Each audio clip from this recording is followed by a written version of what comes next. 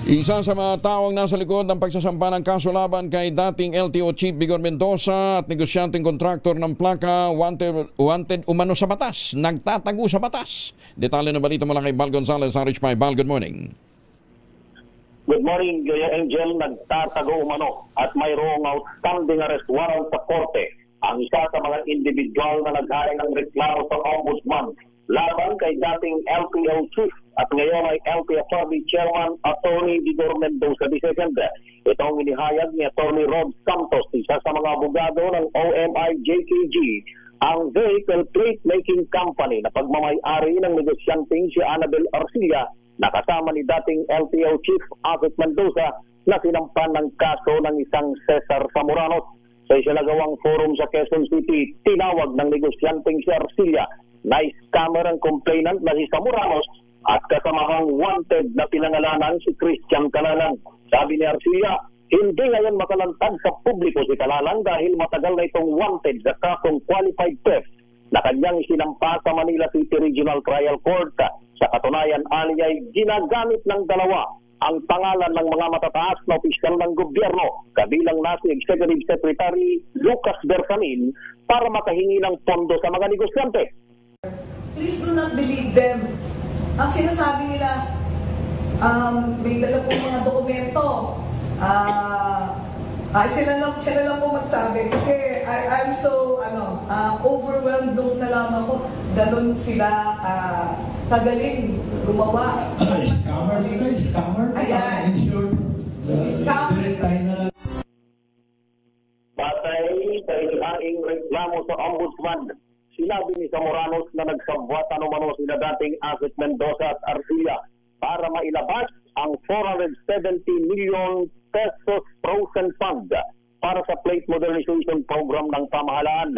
Ayon naman kay Attorney Freddy Villamor, isa sa mga abogado ng OMI-JKG, na walang nilabag na batas si Asit Mendoza sa pag-release sa pondo dahil walang personalidad sila Zamorano at Calalang na maghabol sapagkat hindi naman sila mga shareholder ng kumpanyang pagmamay-ari ni Arcilla.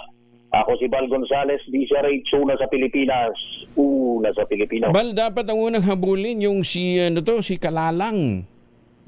Matagal na wanted sa batas yan eh. Diba? At saka, di ba, kung magpapala ng kaso, dapat yan yung si Zamoranos, di ba? Dapat pinanumpaan niya yung kanyang affidavit. Di ba? Nagtungo ito ng personal. Dapat managot yung abogado nito. Dahil alam niyang wanted sa batas, pagkatapos hindi niya. Ang abogado niyan, Kuya Angel, ay dating Assistant Secretary ng Department of Transportation, itong si Attorney Mark Tolentino, yung abogado ng mga naghain ng kaso diyan sa Office of the Ombudsman noong nakalipas na linggo, Kuya Angel. Alam niyang may may warrant yung si Zamorano at saka itong si Calalang tinukonsinti niya, di ba? Dapat Actually, Kuya Angel. Actually, Kuya Angel, yung meron lang daw arrest warrant, yung kasamahan ni Zamorano, itong si Calalang. Di ko alam niya kung nandiyan si Zamorano, di isama niya na ituro niya kung nasing si Calalang na matagal na nagtatago sa batas. Di ba? At para na Kuya Angel, mahabol o makuha na ng batas itong si Calalang, ay naglabas, Kuya Angel, yung negosyanteng si Arcilla ng bounty. Kung paano, sa 3,000 piso ang gagaling daw sa yung bulsa para mahanap na itong si Calalang, kapatid naman na siya at itong si Zamorano ay magkasama para na siya ay iharap. Dahil ngayon ay nakukumpleto na, Kuya Angel, yung napakalaking yung backlog ng plaka. Correct. Yung grupo ni Calalang at saka ni Zamoranos, yan yung may pakana, yung nagbigay ng problema sa LTO para hindi makapag-deliver ng plate number, ng mga license plate.